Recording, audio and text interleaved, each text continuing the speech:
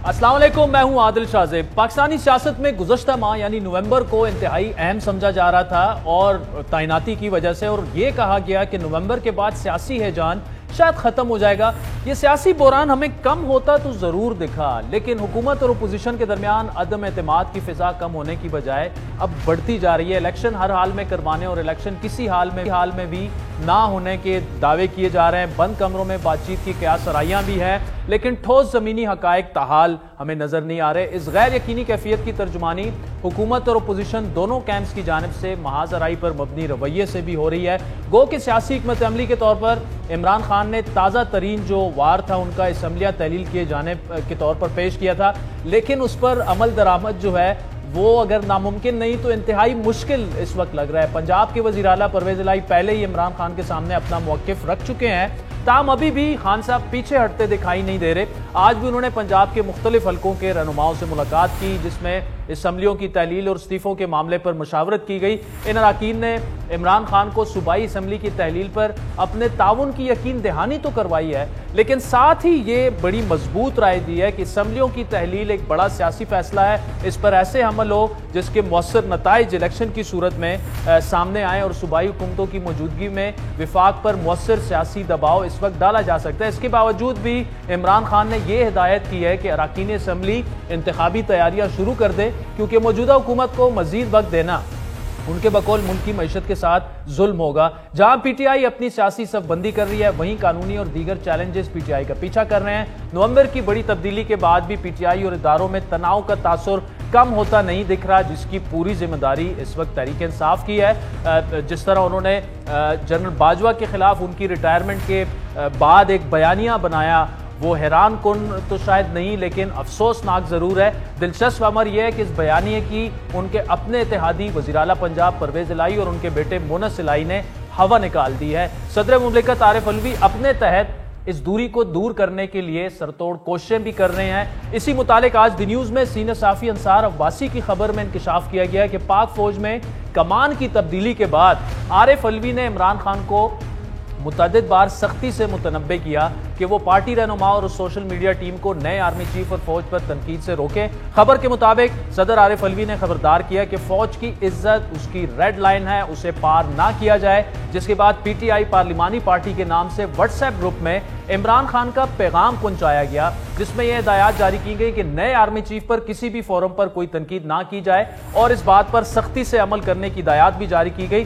दूसरी जानिब आज ही सुप्रीम कोर्ट ने तौहीन इलेक्शन कमीशन में पीटीआई के चेयरमैन और रहनुमाओं इमरान खान, असद उमर, फवाद चौधरी के खिलाफ कार्रवाई जारी रखने की हिदायत भी की है। एक तासुर यह भी बन रहा है कि शायद हुकूमत भी पीटीआई के खिलाफ बज़ाहिर इंतकामी कार्रवाइयों के दर पे है, और इस तासुर की तस्दीक गुज़श्ता एक रोज़ एक वाक़े के तसलसल में हुई जब वज़ीर आज़म आज़ाद कश्मीर तनवीन इलियास और वज़ीर आज़म शहबाज शरीफ के दरमियान बज़ाहिर ये लग रहा था कि आज़ाद कश्मीर के वज़ीर आज़म उन्होंने कुछ कहना चाह रहे हैं, वो भी नामुनासिब था कि एक वज़ीर आज़म मुल्क के तकरीर कर रहे हैं, तो एक लफ्ज़ी झड़प सी एक उसका तासुर मिला।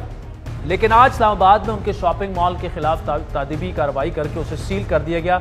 इस मामले पर रद्द-ए-अमल भी आया, और अगर वाकई इस वजह से सील किया गया है कि उन्होंने कल वज़ीर आज़म के साथ जो कुछ किया तो उसे जो है वो दोबारा भी खबर यही है कि डी सील कर दिया गया है। लेकिन ये चीज़ें मेरे ख्याल में अब बंद होनी चाहिए। इस सब कुछ के बावजूद मामलात को संभालने की भी कोशिशों की इतलात हैं। आज ही डॉन की खबर के मुताबिक हुकूमत ने भी सियासी डेडलॉक ख़त्म करने के लिए मुज़ाकरात पर आमादगी ज़ाहिर करते हुए इमरान खान से शराइत से दस्तबरदार होने की शर्त लगा दी है। तो तफसीली गुफ्तगू करेंगे। आज हमें ज्वाइन किया है वफाक तवानाई और मुस्लिम लीग नून के नायब सदर खुरम दस्तगीर खान ने। खुरम साहब, thank you so much for joining us. और आगे चलकर हमें गुलाम सरवर खान साहब पीटीआई के सीनियर रहनुमा हैं, वो भी ज्वाइन करेंगे। खुरम साहब, इस वक्त बैकडोर मुज़ाकरात की बड़ी बाज़गश्त है, कुछ मामलात चल रहे हैं पीटीआई के साथ, आप इसकी तस्दीक कर सकते हैं कि आगे की तरफ हो सकता है बढ़ जाए मामला? नहीं, वो बैकडोर नहीं है, वो एक बहुत बड़ा ऐवान है, इसको सेनेट ऑफ पाकिस्तान कहते हैं। अच्छा। और सेनेट पीटीआई के दावों पर मत जाइए। जिन पार्टियों को वो चोर और गद्दार कहते हैं, उनके साथ सेनेट में वो पूरी तरह बराजमान है और उनकी कार्रवाई में शिरकत करते हैं। ये गुफ्तगू वहां हुई होगी जी, तो सेनेट में जाहिर है तमाम पार्टियां मौजूद हैं, तो वो एक पार्लिमान का एक जो है वो बालाई चेंबर है, तो वहाँ تمام سیاستدانوں کی آپس میں گفتگو ہوگی تو وہاں ایک کنیکشن کا رستہ موجود ہے سینٹ کے اندر، جس کو اگر تو پی ڈی ایم اور چاہیں پی ٹی آئی کی جو لیڈرشپ ہے اس کو باقاعدہ طور پر استعمال بھی کیا جا سکتا ہے، لیکن یہ نہیں ہے کہ کوئی جگہ نہیں ہے جہاں ہم بیٹھ کر بات کریں، تو یہ بیک ڈور نہیں ہے سینیٹ آف پاکستان میں ہمارے یہ چیزیں ہو رہی ہیں۔ تو کن معاملات پر ویسے ابھی تک کوئی گفتگو، کیونکہ دیکھیں وہ کہہ رہے ہیں کہ بڑی شرط جو ہے اس کے بغیر ہم مذاکرات نہیں کریں گے، وہ یہ ہے کہ انتخابات قبل از وقت، آپ کہہ رہے ہیں اس پر آپ کے ناظرین کی بڑی سمجھ کے لیے بڑی صراحت سے کہنا چاہتا ہوں، دیکھیے ہمارے پاس تو وزیر اعظم کو جو آئین میں ثواب دی گئی ہے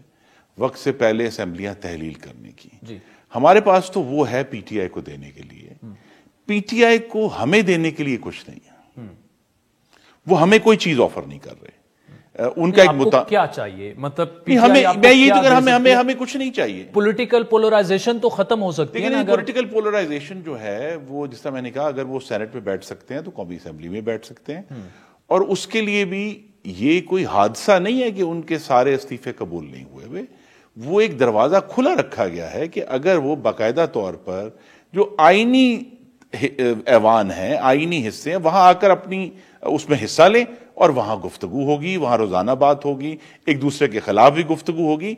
ہم یہ چاہتے ہیں کہ یہ جو مخالفت ہے یا جو بھی مخاصمت ہے یہ ایوانوں کے اندر ہو، ایوان میں آئیں، ہماری اپوزیشن کریں۔ لیکن خرم صاحب وہ تو کہہ رہے ہیں کہ ہم پارلیمان میں قومی اسمبلی میں بھی آنے کے لیے تیار ہیں، لیکن آپ آمادگی کا اظہار تو کریں کہ ٹھیک ہے یہ شرط مانی جائے گی، اور پہلے دیکھیے اصل میں وہ ہمیں تشدد کی دھمکی دے رہے ہیں، وہ کہہ رہے ہیں کہ جی اگر آپ جس طرح عمران خان کا ایک تشدد کا بہت بڑا جو تھا کارنامہ تو نہیں ہو سکا، وہ جو ان کا منصوبہ تھا وہ ناکام ہو گیا، جو اسلام آباد کا مارچ انہوں نے 26 نومبر کو آ کر ختم کیا، وہ تھریٹ کرتے ہیں نا جی کہ اگر یہ نہ ہوا تو ہم بند کر دیں گے، ہم پنڈی آ جائیں گے، ہم اسلام آباد آ جائیں گے، ہم دیکھیں گے آ کے وہاں کیا ہوتا ہے۔ اب اسمبلی ڈیزالو کرنے سے تشدد کا کیا، وہ تو کہہ رہا ہے نہیں دیکھیے اسمبلی ڈیزالو کرنے، ہمارا ان سے سوال یہ ہے کہ پارلیمان اپنی آئینی مدت پوری کیوں نہ کرے، اور وہ کہہ رہے ہیں آپ سے اکانومی نہیں چل رہی، آپ نے ستیہ ناش کر دیا، وہ مطالبہ کرتے جائیں نا جی، وہ مطالبہ کرتے جائیں، ہم اللہ تعالیٰ کے کرم سے پی ٹی آئی کے مقابلے میں بہت بہتر اکانومی مینج کر رہے ہیں، بہت بہتر جو ہے وہ فورن افیئرز کو مینج کر رہے ہیں، ہم بہت بہتر پاکستان کی وفاقیت کو مینج کر رہے ہیں۔ یہ جو ہم سن رہے ہیں کہ پاکستان ڈیفالٹ کرنے جا رہا ہے، آپ کے اندر فورن ایکسچینج ریزرو گر چکے ہیں، ڈالر 250 کراس کر گیا، ایک اور جو ہے نا جی، یہ میں صراحت سے کہنا چاہتا ہوں کہ پاکستان الحمدللہ پوری طرح سالونٹ ہے۔ ابھی 3 دن پہلے ہم نے $1 ارب کے بانڈز جو ہیں وہ ریٹائر کیے ہیں، جتنی بھی پیمنٹس ڈیو ہیں وہ ہم وقت پر کریں گے، اور 4 سال پہلے دیکھیں ہر دفعہ مسلم لیگ نون کو مارنے کے لیے نا ایک ڈنڈا ڈھونڈ لیا جاتا ہے، 2017-18 میں وہ ڈنڈا تھا کرنٹ اکاؤنٹ ڈیفیسٹ کا، کہ جی کرنٹ اکاؤنٹ ڈیفیسٹ اتنا ہو گیا ہے، حالانکہ اس وقت اتنی ہائی گروتھ تھی، انفلیشن لو تھی، یعنی فوڈ انفلیشن 1% تھی، لیکن کہا جی اب کرنٹ اکاؤنٹ ڈیفیسٹ جو ہے وہ عمران خان کے پچھلے سال کے مقابلے میں آدھا رہ گیا، 50%، 47% ڈاؤن۔ سر آپ کے پاس ریزروز نہیں ہے نا، ایک مہینے کی امپورٹ کے لیے آپ کے پاس پیسے؟ دیکھیں ہمارے پاس جس طرح میں نے کہا ہماری جو اوبلیگیشنز ہیں وہ ہم پوری کریں گے، اور یہ جو پینک، دیکھیں بہت سارے ملکوں میں جو تجربہ ہوا ہے ہمیں سیکھنا چاہیے، جب ایک سیاسی جماعت روزانہ ڈیفالٹ کی ڈگڈگی بجائے گی تو ایک عام جو شہری ہے جو جس کو اکنامکس کے بارے میں یا ریزروز کے بارے میں معلوم نہیں ہے، اس کو یہ معلوم ہوتا ہے خدا جانے کون سی کوئی قیامت آ رہی ہے کہ جو ڈیفالٹ ہونے لگا ہے۔ یہاں اللہ تعالیٰ کرم سے میں نے کہا کہ ہم اپنی تمام آبلیگیشنز پوری کریں گے، اور یہ جو ایکسٹراڈنری آپ ڈالر کی قیمت میں جو رائز دیکھتے ہیں خاص طور پہ اوپن مارکیٹ میں، کیونکہ اوپن مارکیٹ کا تعلق یہ ہے کہ پاکستان وہ پینک بائنگ بھی کافی ہوتی ہے، اور پینک بائنگ بھی ہے، اور اگرچہ اس کے اوپر نمبرز ابھی آنے ہیں پر غالباً اپنے ہمسایہ ملکوں کے ڈالر کی ضروریات بھی پاکستان، افغانستان اور سنا ہے کہ ایران بھی، تو اگر یہ سارے ایشوز جو ہیں کہ وہاں کی بھی چونکہ افغانستان کی اکانومی جو ہے اس میں کسی بھی طرح بھی وہ انٹرنیشنل کنیکٹیوٹی نہیں آ رہی، تو ان کی تمام اگر کوئی کنیکٹیوٹی ہو پاکستان سے، تو ان کا جو بھی ڈالر میں جو بیرونی دنیا سے ان کا جو ایکسچینج ہونا ہے وہ پاکستان کے تھرو ہو رہا ہے، تو اس کی وجہ سے پاک روپی پہ زیادہ پریشر ہے۔ لیکن انشاءاللہ پاکستان لیکن اس کے تدارک کے لیے خرم صاحب کچھ ہو رہا ہے, کچھ کر رہے ہیں آپ؟ جی بہت سیریس اس کے لیے کوششیں ہو رہی ہیں, اور ہمارے جو بین الاقوامی پارٹنرز ہیں جن کو عمران خان صاحب نے بالکل ہی ناراض کیا ہوا تھا, ان کے ساتھ تعلقات پہلے سے بہت بہتر ہو گئے ہیں, سعودی عرب سے بھی.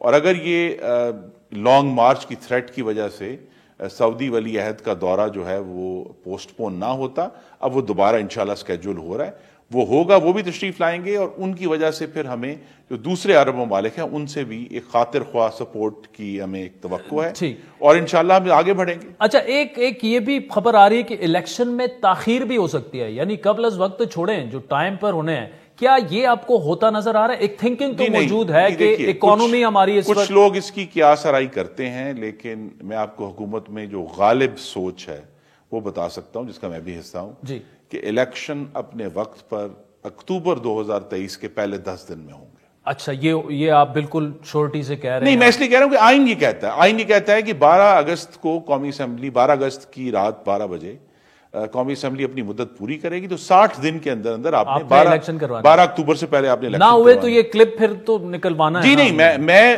دیکھیے الیکشنز کو وقت پر کروانا اور پاکستان میں آئین کی عملداری ہم سب کی ذمہ داری ہے, اور آنے والی نسلوں کو بھی ہم نے بتانا ہے کہ ہم آئین پر عمل پیرا ہیں, اور جو آج عمران خان کا مطالبہ ہے یہ بھی ہمارا ٹیسٹ ہے کہ کیا ہم اس فاشزم کی آنکھوں میں آنکھیں ڈال سکتے ہیں یا نہیں ڈال سکتے.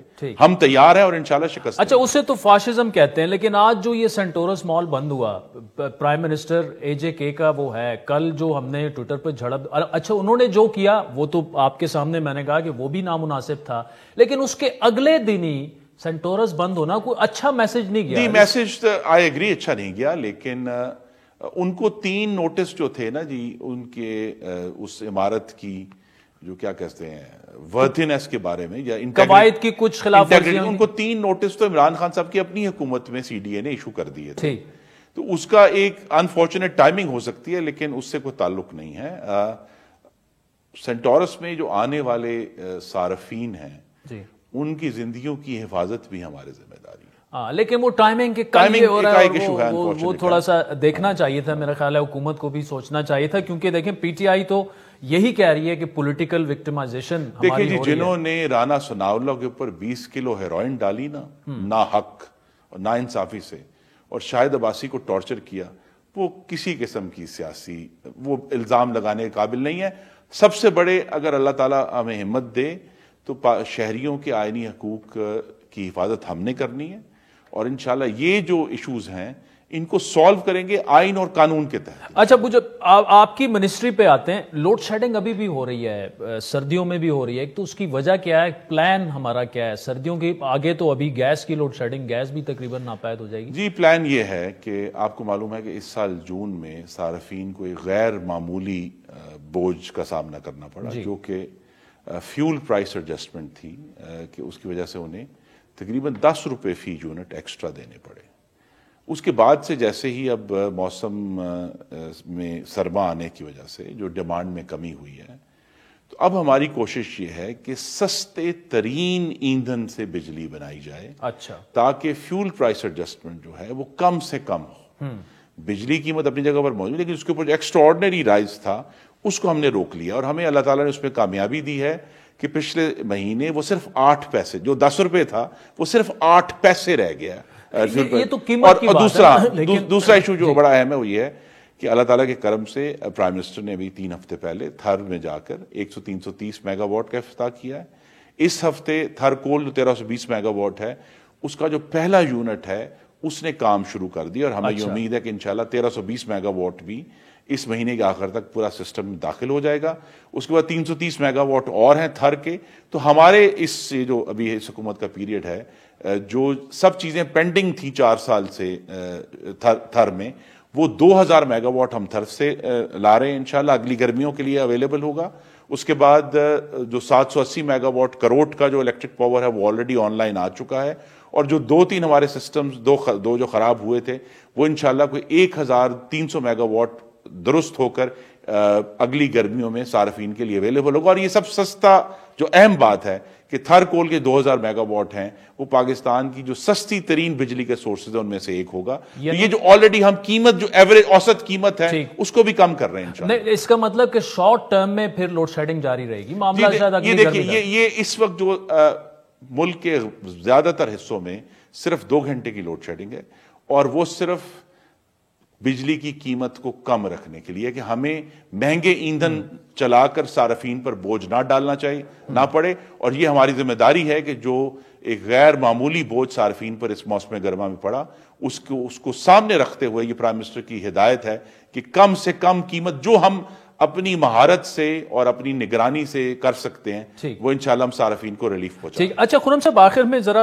اکانومی پہ دوبارہ آتے ہیں کہ دیکھیں اس وقت لوکنگ ایٹ دا اسٹیٹس اور جو ہماری معاشی حالت ہے, آئی ایم ایف کا پروگرام جو ہے وہ ہمارے لیے لائف لائن ہے. کیا اس جانب کیا ہو رہا ہے, کیونکہ آپ کو بڑے مشکل فیصلے پھر کرنے ہوں گے, ٹیکسیشن بڑھانی ہوگی اور بہت سے معاملات ہوں گے. دیکھیے آئی ایم ایف میں جو مشکل ترین فیصلے تھے وہ ہم کر چکے ہیں. بجلی کی قیمت بڑھانا مشکل ترین فیصلہ تھا, پیٹرول کی قیمت بڑھانا مشکل ترین.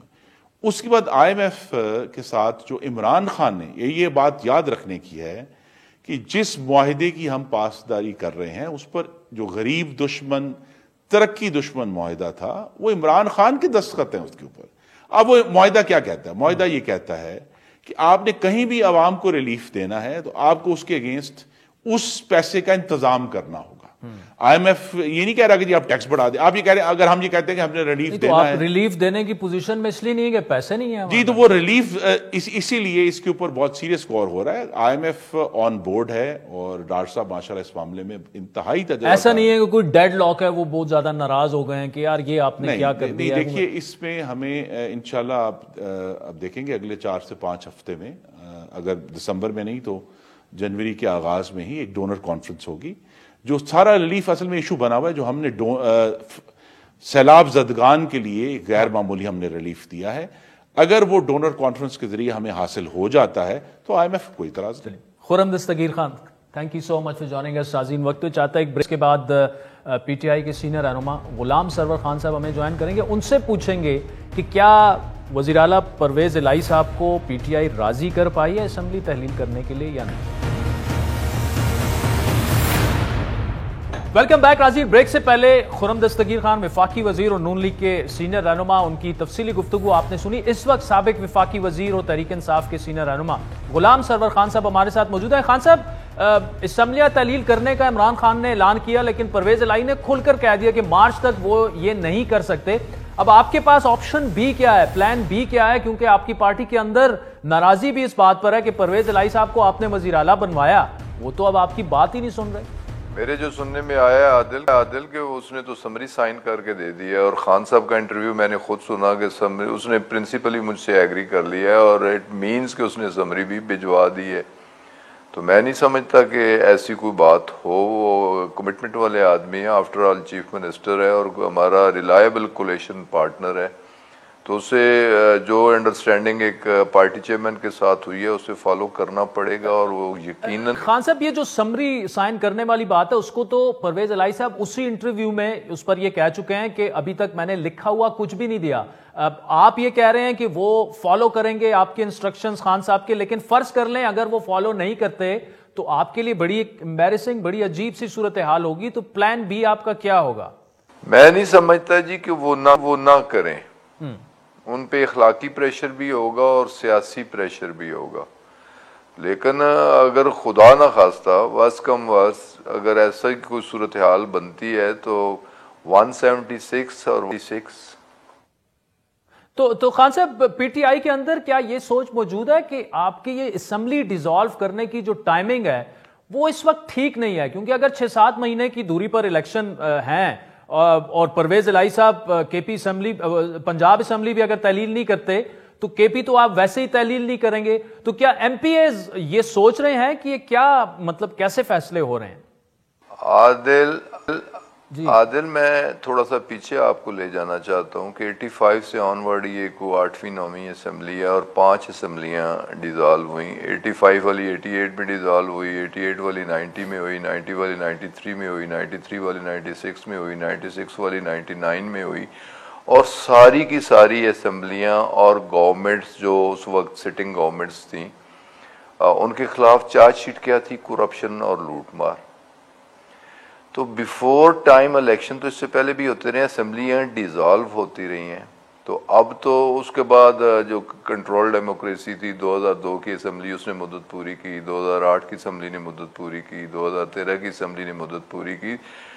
تو اب اگر بیفور ٹائم الیکشن ہماری ڈیمانڈ ہے اور بوجہ موجودہ حکومت کی نااہلی اور کرپشن ہے اور ملک جس معاشی تباہی کے دانے پر پہنچ چکا ہے, تو یہاں جو انسرٹنٹی ہے اسے ختم کرنے کے لیے حکومت وقت کو بھی اور اداروں کو بھی یہ سوچنا چاہیے کہ قبل از وقت اس سے پہلے 5 اسمبلیاں جا چکی ہیں 58(2)B کی وجہ سے. گو 58(2)B اب ایگزسٹ نہیں کر رہی, لیکن ایک اخلاقی اور سیاسی ذمہ داری تمام لوگوں کی بنتی ہے کہ اس پہ بیٹھ کے بات کی جائے. اور کوئی حرج نہیں ہے, 2023 الیکشن ایئر ہے, اگر الیکشن اکتوبر میں ہونا ہے تو الیکشن مارچ اپریل میں کیوں نہیں ہو سکتا؟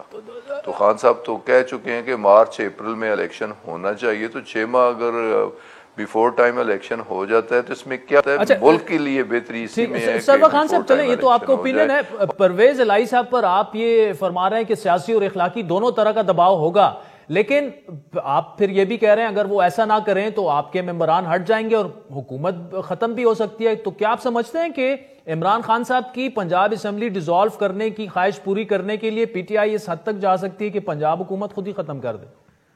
یقیناً جی, میں نے تو جب بگننگ میں پی ٹی آئی پارلیمانی پارٹی کی میٹنگ ہوئی تھی جس میں ہماری ریزینیشن پہ بات ہوئی تھی, تو میں نے اس وقت بھی ایک رائے دی تھی. ایک رائے دینا, پھر فیصلہ جو بھی ہوا اسے منوان تسلیم بھی کیا اور اس پہ عمل پیرا بھی ہیں. تو رائے یہ دی تھی جی کہ اگر ہم نے ارلی الیکشن کرانے ہیں اور جو کہ ہم چاہتے ہیں کہ ارلی الیکشن اس ملک کی ضرورت ہے, تو پھر ہمیں تمام اسمبلیوں سے کوئٹ کرنا ہوگا. پنجاب اسمبلی میں بھی ریزائن کریں, اس وقت تو ہم پنجاب میں اپوزیشن میں تھے, سندھ سے بھی کریں, بلوچستان سے بھی کریں اور کے پی سے بھی کریں, اور ڈیزولوشن ہے یا ریزینیشن ہے جو بھی ہے.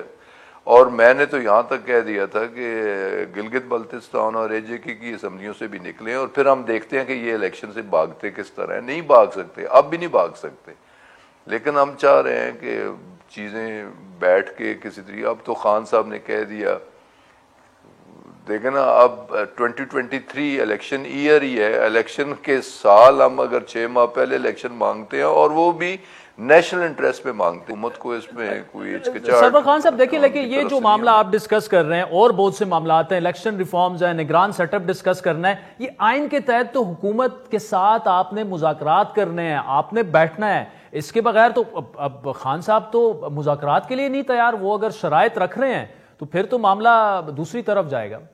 دیکھیں جی, ایک بات تو بڑی واضح ہے کہ ہماری ایک شرط, جو سب سے اہم شرط, جو اس ملک کے لیے اس کی بہتری کے لیے جو شرط ہے وہ ہے early election, before time election.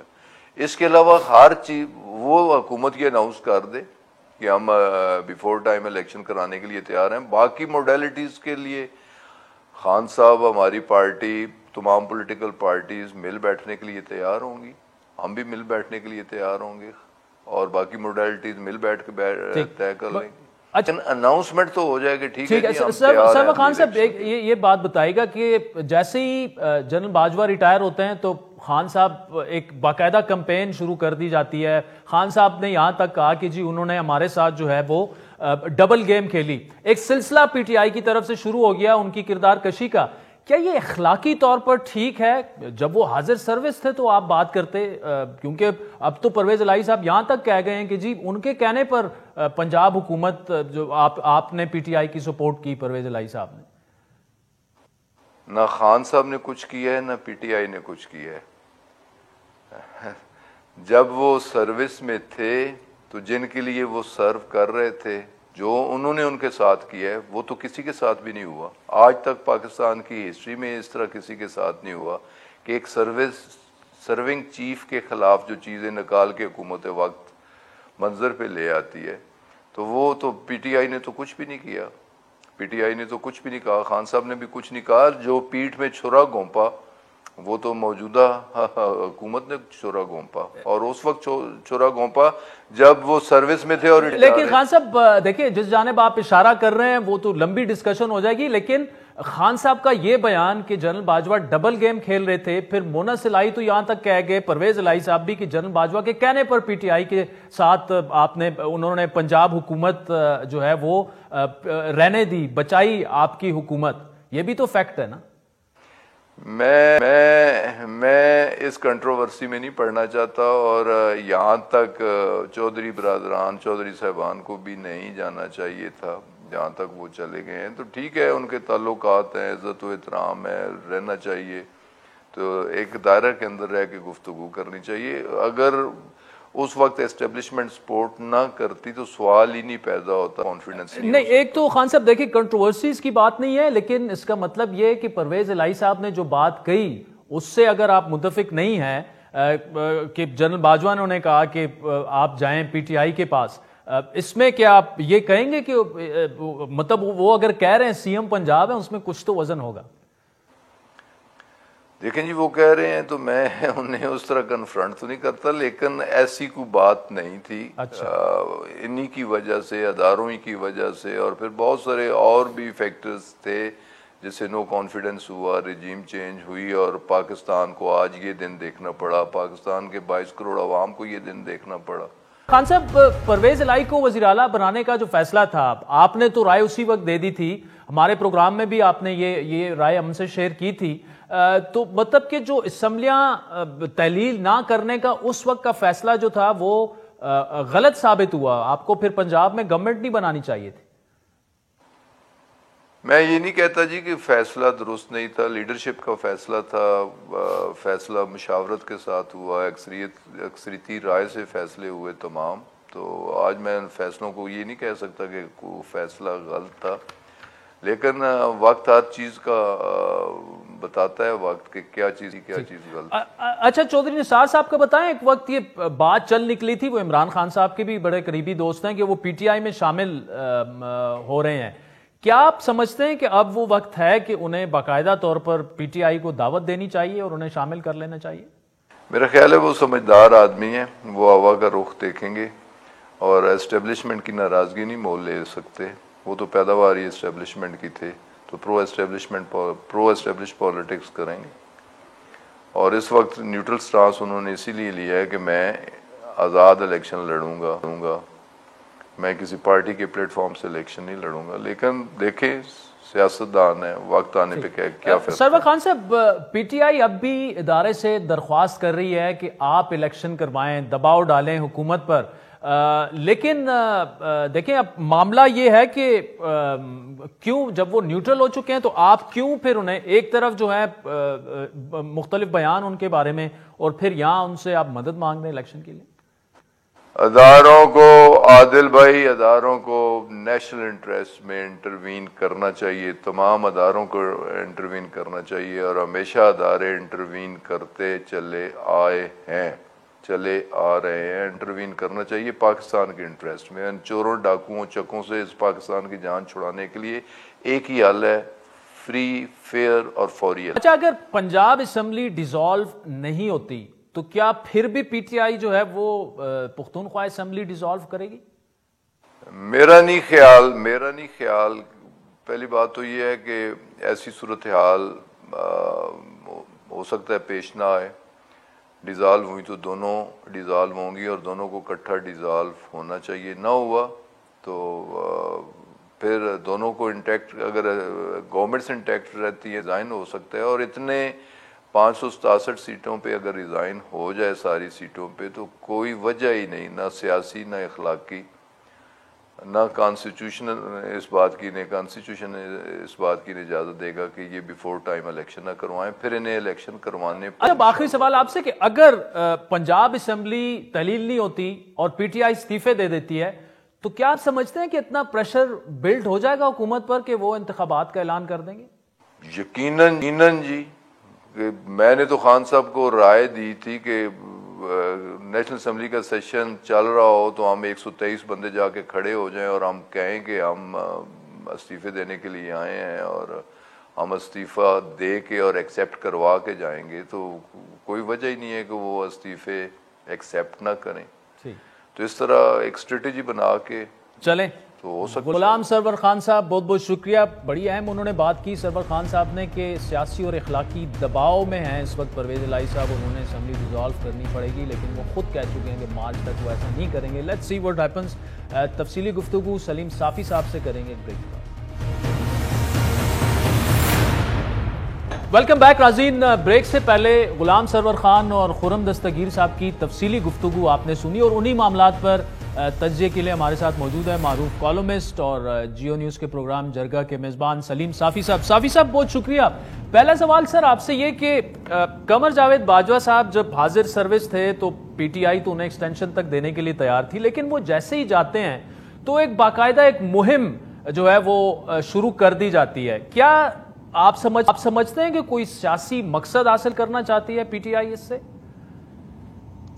ایک تو یہ عادل اگر آپ دیکھیں تو یہ بڑی بدقسمتی رہی ہے اور عمران خان صاحب کی بالخصوص اور پی ٹی آئی کے بالعموم یہ تاریخ رہی ہے کہ وہ بعض اوقات دشمن اور غیر کو تو معاف کرتے ہیں لیکن جس نے ان پہ احسان کیا ہو ان کو کبھی معاف نہیں کرتے، اور جس نے ان پہ جتنا زیادہ احسان کیا ہو ان کے ساتھ اتنا زیادہ برا کرتے ہیں. آپ دیکھیں افتخار چودھری صاحب جب سروس میں تھے تو ان کی وہ مداح خان تھے، جب وہ ریٹائر ہو گئے تو پھر ان کے خلاف بولتے تھے. یہ پی ٹی آئی کا پروجیکٹ شروع ہوا تھا جنرل کیانی صاحب کے دور میں، اور پھر جب جنرل کیانی صاحب ریٹائر ہوئے تو وہ ان کے خلاف بولتے رہے، اور پھر اسی طرح اب جنرل قمر جاوید باجوہ صاحب کے دور میں تو جو کچھ عمران خان کے حق میں ہوا اس کی ماضی میں کوئی مثال نہیں ملتی. اور ساتھ میں سمجھتا ہوں کہ انہوں نے اپنے ادارے کو اور اپنی ذات کو بھی متنازعہ بنایا، اور بہت یعنی جوڈیشری کو، میڈیا کو اور اسی طرح دیگر اداروں کو ان کے ہاتھ بھی مروڑے گئے، عمران خان کے مخالفین کو بھی مروڑے گئے. نہ صرف اقتدار میں لایا گیا عمران خان کو بلکہ بعد میں ان کو کی حکومت کو چلایا بھی جاتا رہا، وہاں سے ان کو چلانے اور کامیاب بنانے کی بھی بھرپور کوشش کی گئی. اور اب تو اگر ہم ان کے بات کو درست مان لے چودھری برادران، چودھری مونس الہی اور ان کے بیٹے کو، تو اس سے ہم یہ نتیجہ اخذ کرتے ہیں کہ آخری ریٹائرمنٹ کے وقت تک شاید وہ ان کے ہمدرد رہے، بدخواہ نہیں بنے، اور شاید اگر اس دوران وار بھی چیف نہ رہتے تو پی ٹی آئی کا انجام بہت برا ہوتا. لیکن عجیب بات ہے کہ بس ان کے جاتے ہی پہلے ان کو میر جعفر، میر صادق اور پتہ نہیں کیا کچھ کہا گیا، اور اب یہ تو ہو سکتا ہے کہ ان کی خاطر ڈبل گیم کیا گیا ہو، لیکن اب عمران خان صاحب یہ بھی کہتے کہ میرے ساتھ ڈبل گیم کیا گیا. تو باجوہ صاحب کی باری تو آ گئی، اب دعا اب دیکھتے ہیں کہ کب وہ فیض حمید صاحب کے خلاف شروع ہوتے ہیں. چلیے بڑی انٹرسٹنگ صافی صاحب آپ نے انالیسس کی. یہ بتائے گا کہ کیا آپ کو پنجاب اسمبلی تحلیل ہوتی نظر آ رہی ہے؟ نہ، مجھے تحلیل ہوتی ہوئی نظر نہیں آ رہی ہے.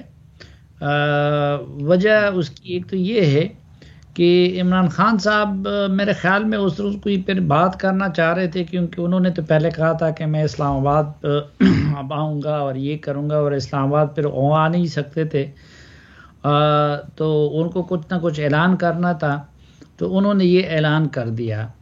اور تحلیل نہ ہونے کی دو وجوہات ہے میرے نزدیک. ایک پہلی بات تو یہ ہے کہ یہ پنجاب اور خیبر پختونخوا اور آزاد کشمیر وغیرہ کی حکومتیں، یہ تین حوالوں سے ان کو درکار ہے. ایک تو یہ ان کے لیے سابقہ قبائلی اضلاع کی حیثیت رکھتی ہیں، وہ یا ان کے جو ساتھی ہیں وہ جب گرفتاری سے چھپنا چاہتے ہیں تو وہ ان صوبوں میں چلے جاتے ہیں.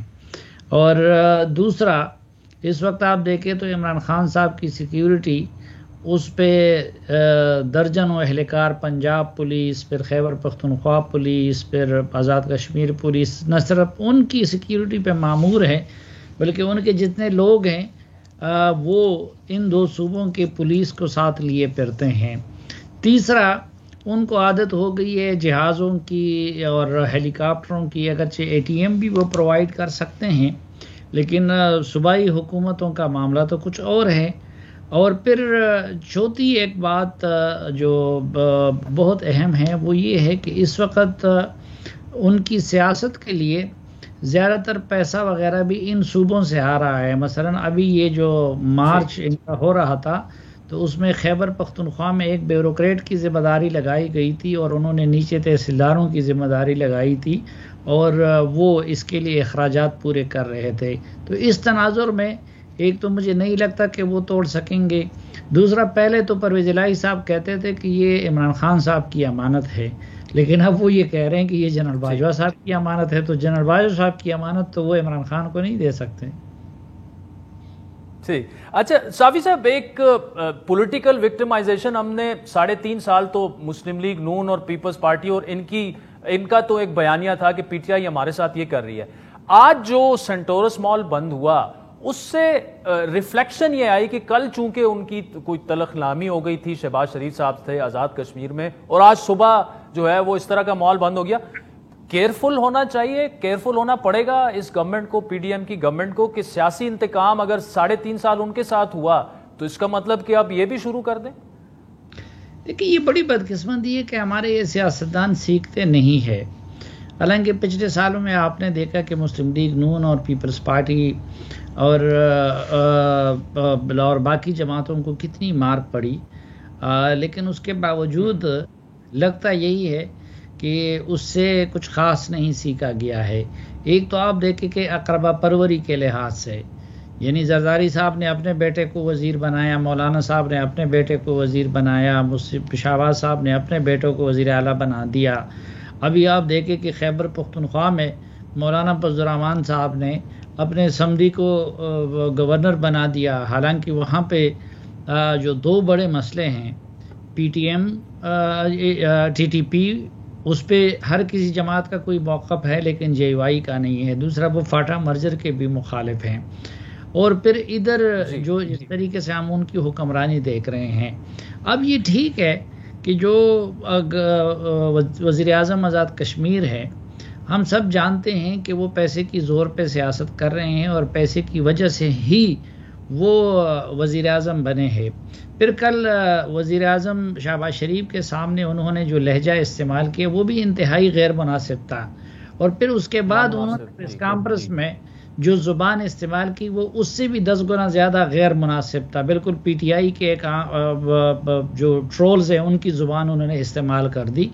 لیکن آج پھر حکومت نے جو کچھ کیا، وفاقی حکومت نے، کہ سینٹورس کو سیل کر کے، تو اس سے بھی یہ لگتا ہے کہ یہ لوگ بھی ماضی سے کچھ نہیں سیکھ چکے ہیں، مثلاً اگر غلط ان کی ہے تو کارروائی ان کے خلاف ہونی چاہیے تھی آئین قانون کے مطابق۔ اب سینٹورس کے دکانداروں اور وہاں پہ رہنے والے مکینوں ان کا کیا قصور ہے؟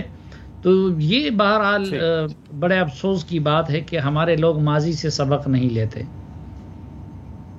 ٹھیک، چلیں سلیم صافی صاحب، thank you so much for joining us. سازین، بالآخر سینئر ارشد شریف کے کینیا میں قتل کے 44 روز بعد سپریم کورٹ نے از خود نوٹس لے لیا، اور آج ہی از خود نوٹس کی سماعت کے موقع پر چیف جسٹس عمر عطا بندیال کی سربراہی میں 5 رکنی لارجر بینچ نے قتل کا مقدمہ آج ہی درج کرنے کا حکم دیتے ہوئے استفسار کیا کہ مقدمہ درج کیے بغیر تحقیقات کیسے ہو سکتی ہیں۔ چیف جسٹس آف پاکستان کی ہدایت پر اب سے کچھ دیر پہلے اسلام آباد کے تھانہ رمدہ میں سرکار کی مدیت میں ایف آئی آر درج ہو چکی ہے، جس میں وقار احمد، خرم احمد اور طارق وسیع کو نامزد جو ہے وہ کیا گیا ہے۔